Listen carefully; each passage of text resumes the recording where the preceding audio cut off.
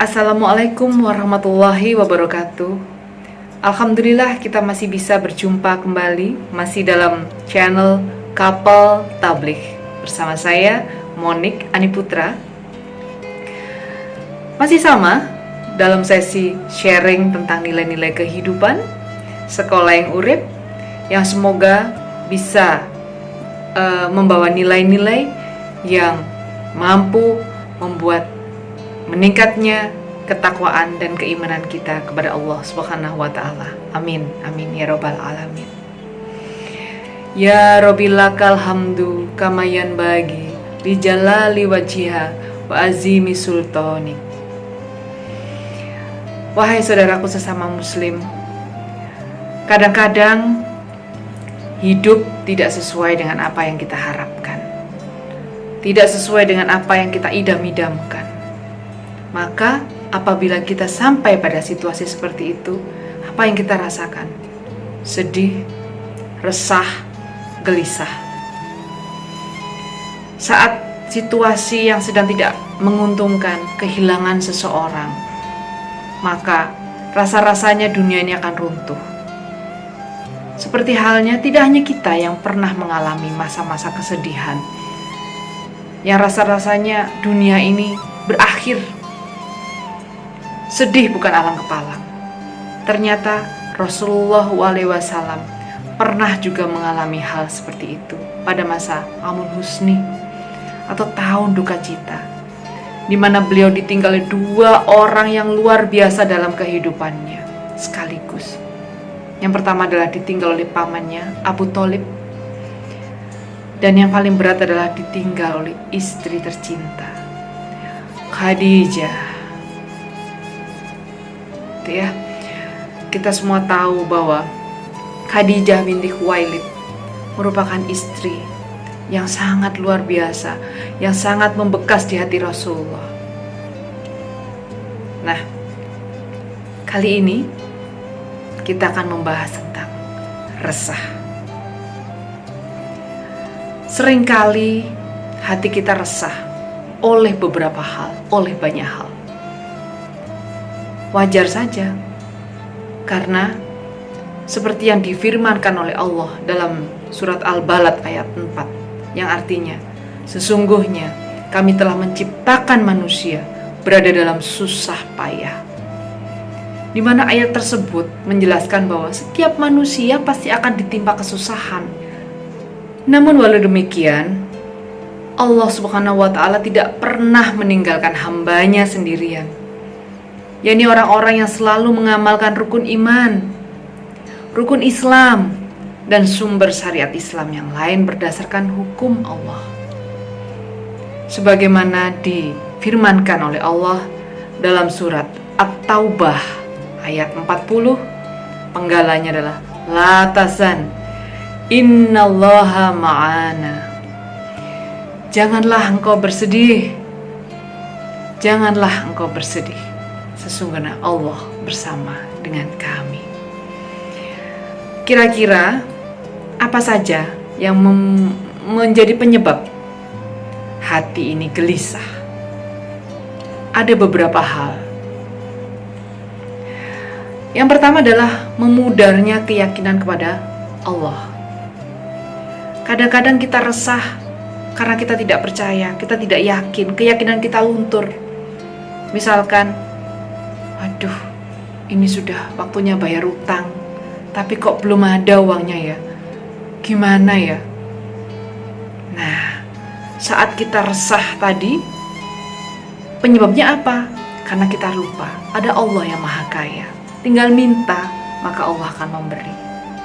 Yang kedua, terlalu ikut campur dalam perkara Tuhan. Kita terlalu sibuk. Seperti tadi, kita lupa bahwa itu adalah otoritas dari Allah dalam memberikan rezeki. Tapi kita sibuk sekali, aduh gimana ya, saya kok gak dapat uang, gimana ya nasib saya, gimana ya, dan itu adalah hak Allah. Kita terlalu turut campur di situ. Ingat,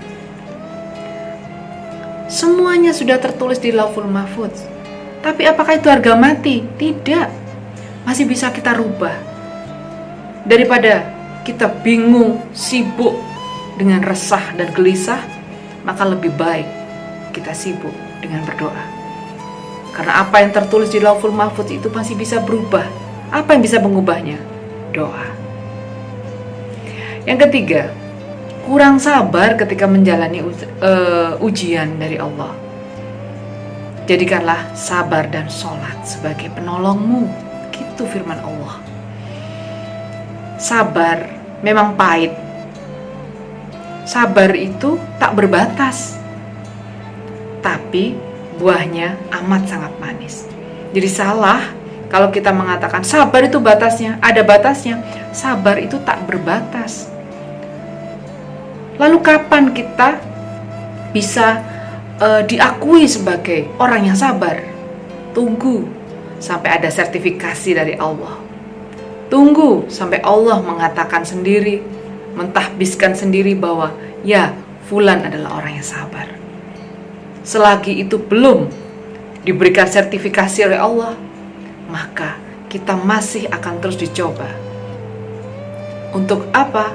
Supaya kita bisa mendapatkan sertifikasi sabar versi Allah.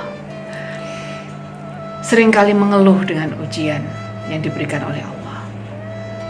Sudah, stop sambat, stop mengeluh. Mulai dengan zikir. Mulai dengan menoleh ke kanan dan ke kiri, melihat sekitar kita.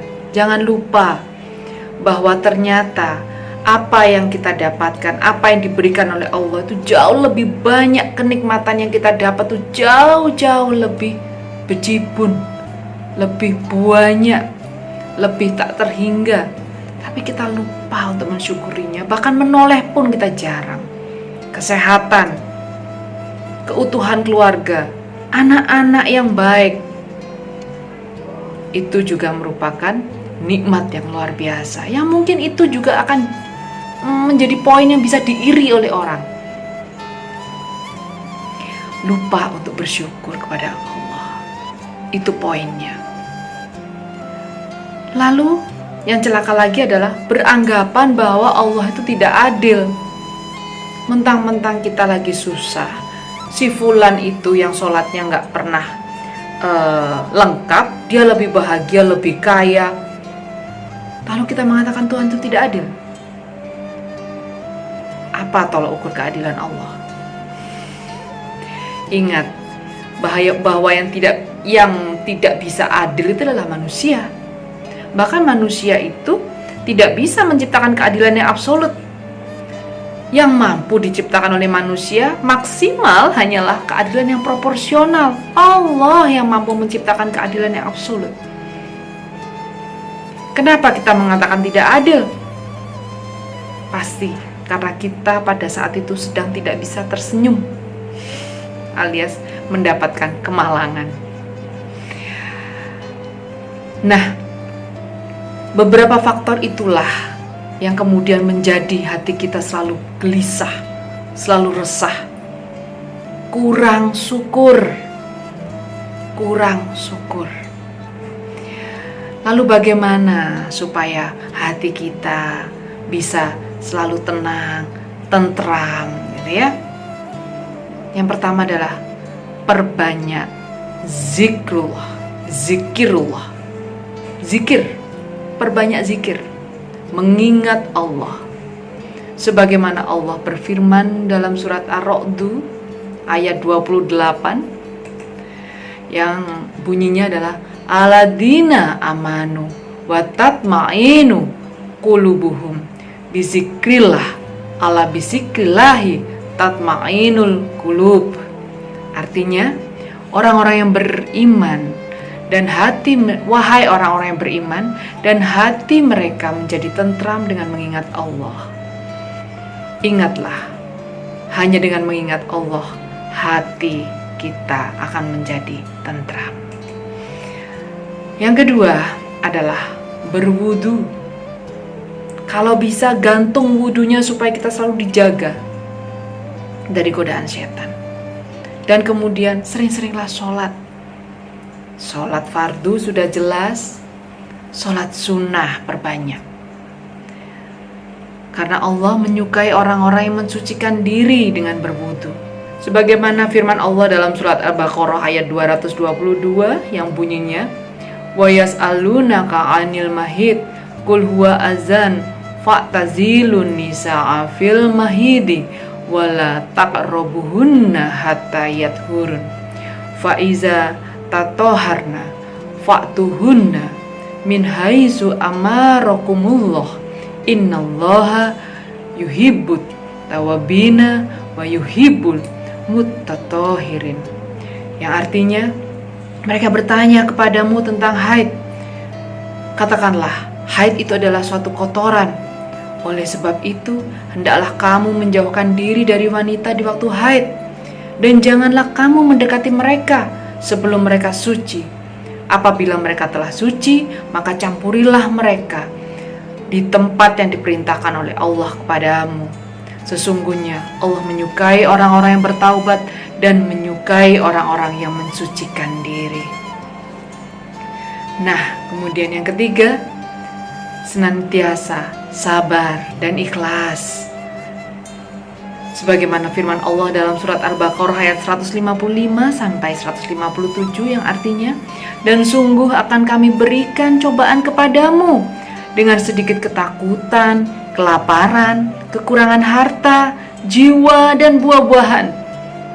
Dan berikanlah berita gembira kepada orang-orang yang sabar, yaitu orang-orang yang apabila ditimpa musibah mereka mengucapkan inna lillahi wa inna ilaihi rajiun. Mereka itulah yang mendapat keberkatan yang sempurna dan rahmat dari Tuhan mereka, dan mereka itulah orang-orang yang mendapat petunjuk. Nah, ini yang susah, wahai saudaraku. Saat kita mulai ditimpa ketakutan, kelaparan, kekurangan, biasanya keluh kesah yang langsung kita lantunkan. Maka marilah mulai sekarang,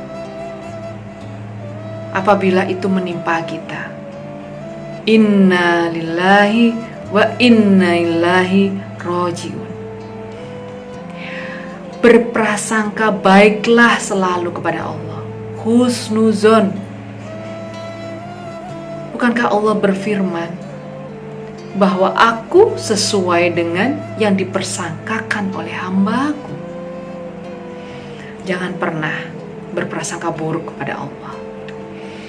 Memperbanyak rasa syukur, karena syukur bisa membuat hati terasa lapang, terhindar dari penyakit hati. Terhindar dari penyakit hati. Seperti yang dikatakan oleh Allah dalam surat Ibrahim ayat 7 yang bunyinya, wa ista'azana rabbukum la in syakartum la azidannakum wa la in kafartum inna azabil lasyadid. Dan ingatlah tatkala Tuhanmu memaklumkan, sesungguhnya jika kamu bersyukur, pasti kami akan menambah nikmat kepadamu. Dan jika kamu mengingkari nikmatku, maka sesungguhnya azabku sangatlah pedih. Demikian yang dikatakan oleh Allah. Itulah beberapa cara yang bisa kita tempuh untuk menenangkan hati. Yang terpenting, apabila ada masalah, pasti ada solusinya. Sedemikian yang dijanjikan oleh Allah dalam surat Al-Insyirah ayat 5 dan 6. Fa inna ma'al usri yusra, karena sesungguhnya sesudah kesulitan itu ada kemudahan. Dan diulangi selama 2 kali, sebanyak 2 kali. Inna ma'al usri yusra, sesungguhnya sesudah kesulitan itu ada kemudahan.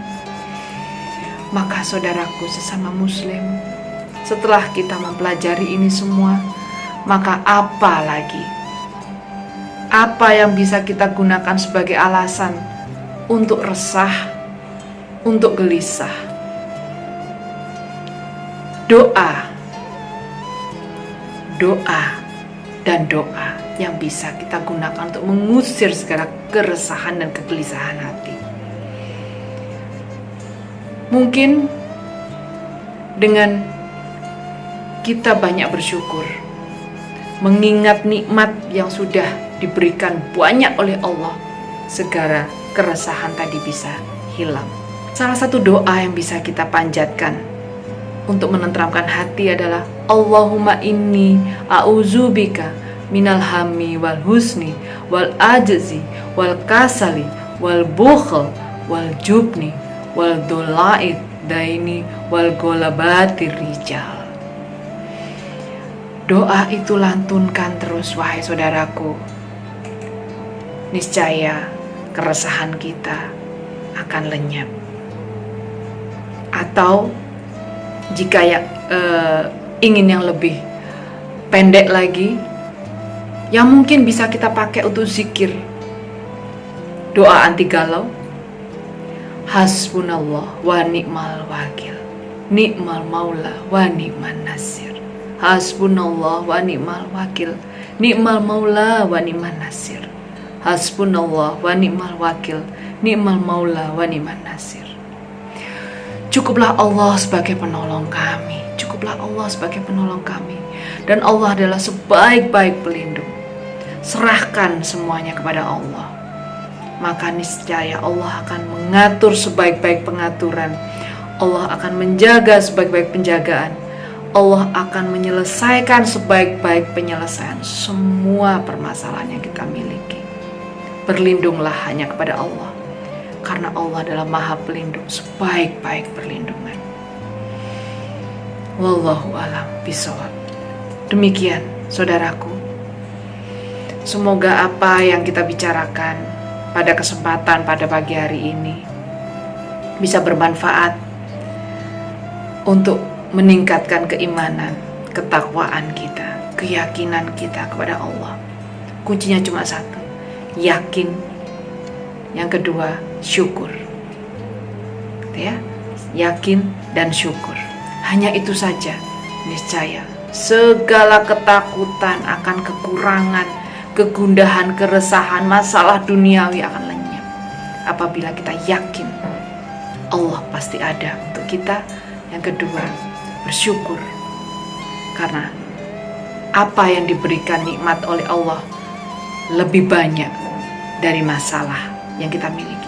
Sebenarnya kita tidak pernah memiliki masalah yang besar. Coba ubah mindset kita. Bukan masalah yang ada, bukan masalah yang besar. Masalah saya kecil karena saya punya Allah yang maha besar. Wabillahi taufik wal hidayah. Wassalamualaikum warahmatullahi wabarakatuh.